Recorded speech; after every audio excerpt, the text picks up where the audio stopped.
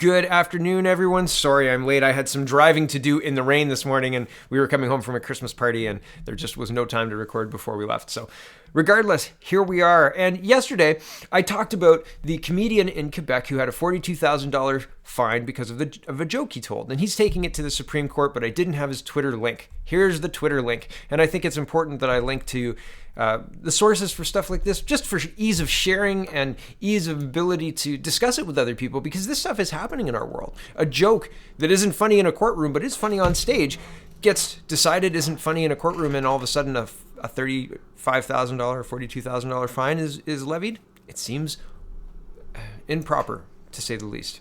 Moving on to a little bit harder political news, CP24 is reporting that Council consensus, what premiers are hoping for out of Monday's meeting. Some premiers are meeting in Toronto on Monday, and here's the report. Council consensus, what premiers are hoping for out of Monday's meeting.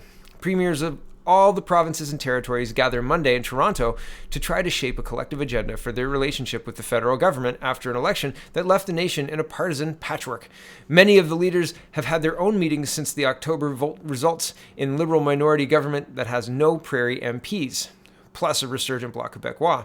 Some have also met individually with Prime Minister Justin Trudeau. Saskatchewan Premier Scott Moe, the current chair of the Council of the Federation, all but stormed out of his sit-down with Trudeau more than 2 weeks ago, insisting he'd heard nothing that gave him any confidence the Liberals were serious about addressing the concerns of the West.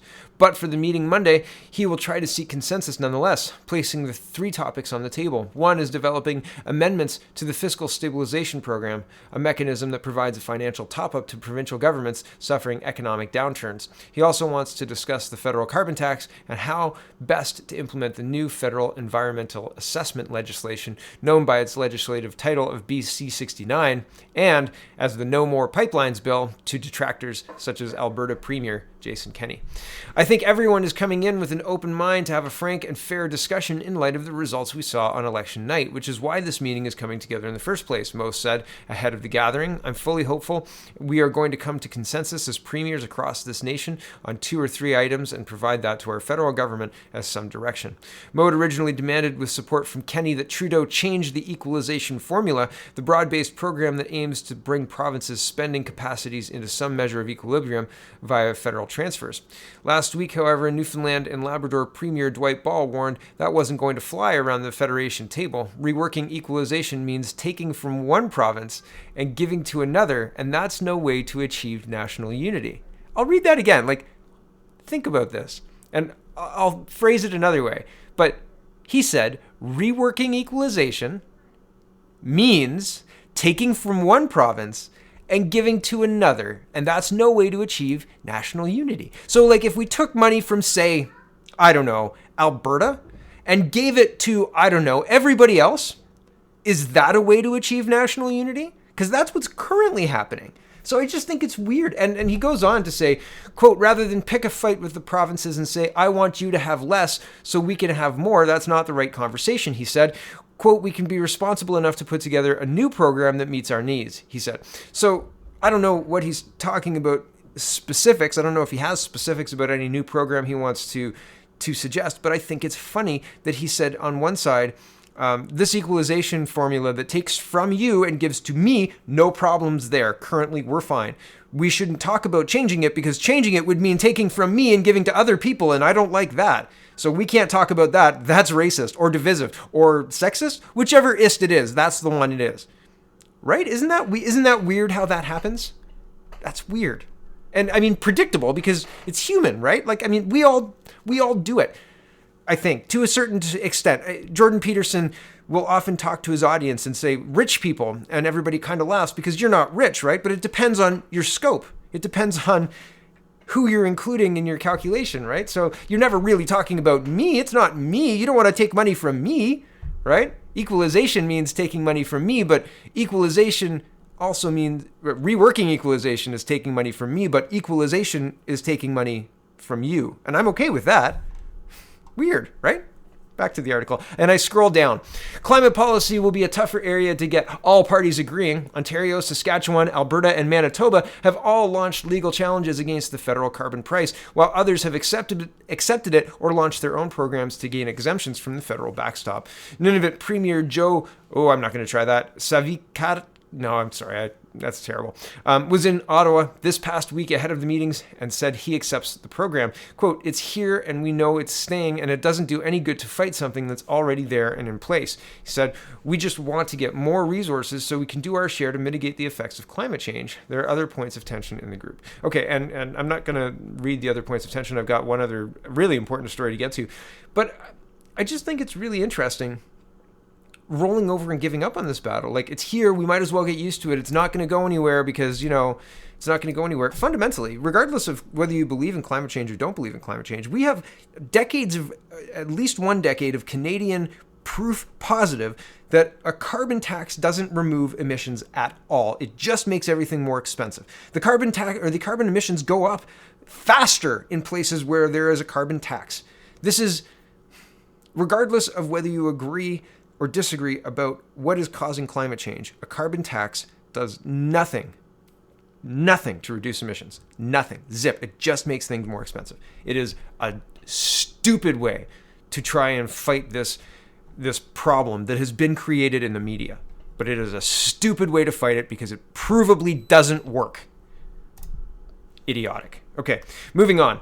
Global News is saying, BC politician breaks silence. China detain me is interfering in our democracy. Okay, hold on. Let me get my faux shock off the floor. This is when Jon Stewart spits the water out of the cup, right? He's like, oh, are you kidding me? No. Oh my goodness.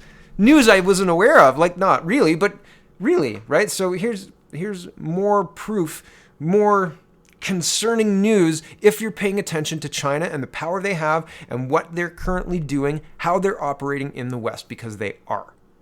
Here we go.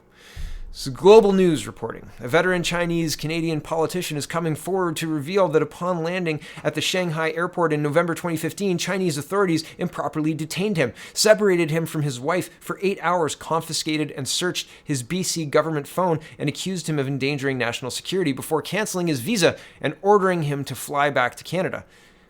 And since his detention, he said, China's interference in Canadian society has increased in myriad of ways, including aggressive attempts to influence our political system and elected leaders, control Chinese Canadian immigrants, and silence all criticism of Beijing's policies.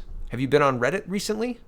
Yeah, interesting stuff. And not that Reddit is connected at all to the Canadian government, but it's happening further afield than just the Canadian government. I was going to bring up the University of Guelph has a Chinese Students Association, and they put out support for the Chinese government in wake of the Hong Kong protests, saying that any support of the Hong Kong government or the Hong Kong protesters is damaging to them and shouldn't be done on campus, I believe. And my goodness, like, I read this last night, or the night before, so I'm paraphrasing and I apologize. I'll see if I can find the link quickly, perhaps after the video. But it's incredible how far-reaching this other country's internal disagreement, and it is that is far-reaching, right? Donald Trump is creating legislation about it. It's incredible. It's incredible. Like, from the president of the United States to small-town Canada. Really, it's everywhere. And wow, who would have thought?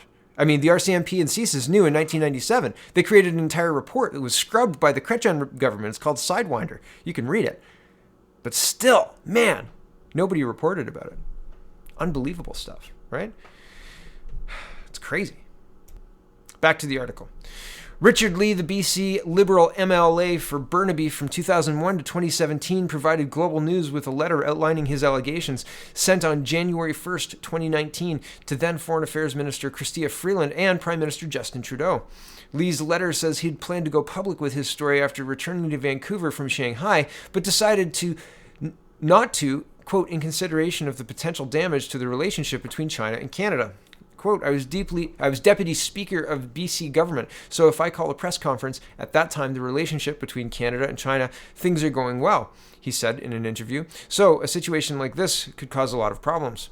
But since 2015, Lee claims he has seen increasing interference in Canada's political system by China's government, including private warnings from consular officials that Canadian politicians refrain from speaking out on issues that might anger China. And after China jailed Canadians Michael Korvig and Michael Spavor on vague national security grounds in late 2018, Lee says he felt reminded of the injustices in his own case. So my point is, it could happen to anyone. If someone in Canada does something not to China's liking, your visa will be cancelled. It's a serious situation. He decided to put his case on the record with his letter emailed to China's then ambassador Liu Shane and Freeland and CC'd to Trudeau and Canada's then Justice Minister Jody Wilson-Raybould. About a year later, Lee had not received any response from Canada's government until Global News started to investigate his story. Finally, on Wednesday, the day after Global News forwarded a copy of Lee's complaint to China's embassy in Vancouver, along with questions for this story, Trudeau's office emailed Lee to, quote, acknowledge receipt of your correspondence. But Lee says China's interference in Canadian politics is already deeply ingrained, and he believes China's consulate general in Vancouver is pressuring Chinese Canadian community groups to ostracize him. I have freedom of speech and association, but the Chinese consulate said I could not do that in Canada, Lee said. There is many Chinese Canadian associations that don't consider themselves to be free to speak against this interference. So Lee has decided now the Canadian public should hear his story. Since being elected for the BC Liberals in 2001, Lee says that he has promoted good relations and trade with China, but also believes in vocally supporting democracy and made a habit of commemorating the Tiananmen Square massacre every June 4th by joining candle lighting services in front of China's embassy in Vancouver.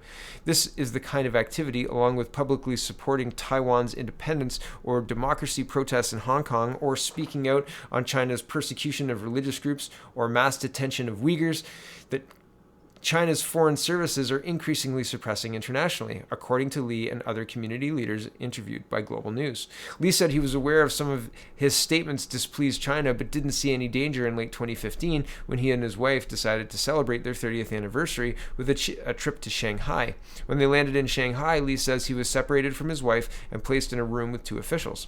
We could not communicate. The officials took Lee's personal phone and his BC government BlackBerry, Lee said. They returned and demanded access to Lee's password-protected BlackBerry, which required Lee to reveal his passcode. Lee said he knew this could give the Chinese officials access to confidential Canadian government information, but he thought the Chinese officials were more interested in looking into his personal activities in Canada as a Chinese community leader. Also, he was afraid he would be separated from his wife for days or worse. So Lee gave them his passcode, and he believes the officials examined his BC Legislative Assembly account emails while he was made to wait for about 8 hours. I was watched by one of the people, and sometimes I was left alone sitting there, Lee said. When I went to the washroom, I was accompanied by two people. As the phone examination continued, Lee said he asked, "Why am I here?" And they said, "What you did is considered endangering China's national security." They did not specify the reason at all of the allegations against me.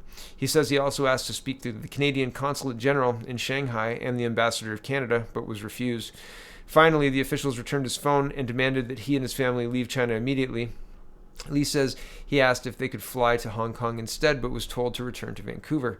When he arrived in British Columbia, Lee says he disclosed the circumstances of his detention and the examination of his BC government BlackBerry to his BC Liberal caucus. Lee says he does not know whether BC Liberal leaders ever informed the RCMP about his Shanghai detention and the possibility that the Chinese government obtained confidential BC government information by examining Lee's BlackBerry.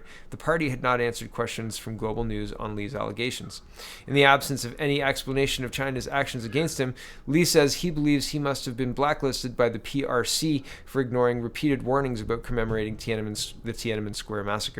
The warnings had come directly, according to Lee, from Li Fai, I believe that's how you say that, China's then Consul General in Vancouver, but the consulate warnings were also relayed, Lee said, through the BC Liberal Party. On one occasion, the Consular General, Li Fai, told me directly I should not attend the commemoration of the June 4th services, Lee said, and she complained to some of my colleagues that I should not attend the June 4th services. Inside the party, they informed me that they had been told by the Consul General I should not do this. Lee told Global News that she's reluctant to name the BC Liberals that relayed the Chinese consulate warnings to him, but he pointed to a senior BC Liberal government minister and said the party's caucus had a number of meetings regarding Lee's statement. The senior BC Liberal leader could not be reached by deadline to answer questions for the story. The BC Liberal Party has been forwarded a number of questions for this story and has yet to respond to the allegations made by Lee. In regards to Richard Lee, reporting his phone confiscation to the party, and whether or not anyone did anything with that info, I don't know, the statement says. I don't know who he reported this to, and as this was almost 5 years ago, a large portion of leadership from that time is no longer part of the organization, and I can't speak on their behalf. You know, I think that a quick call to the RCMP would solve that problem. You call them and say, did anybody call you last year about this? Do you have a case number talking about anything to do with this? No? Wonderful. Rather than putting the blame on him and saying, I don't know that, the answer to that question. How could I possibly know that? The leaders aren't here now. Well, yeah, but it's kind of important. Could you find out? You're the leader now. Call them? Unbelievable, right? Like, it's just weird. It's like if you get asked a question and then the person like turns the table on you and blames you for asking the question. It's really strange it's like gaslighting, I guess. But anyway, back to the article. We're almost done. Global News asked BC Attorney General David Eby if he's concerned that confidential BC government information may now be in the hands of the Chinese government. Quote, it's concerning and disturbing story on a number of levels about what may have been on Li's phone, Eby said.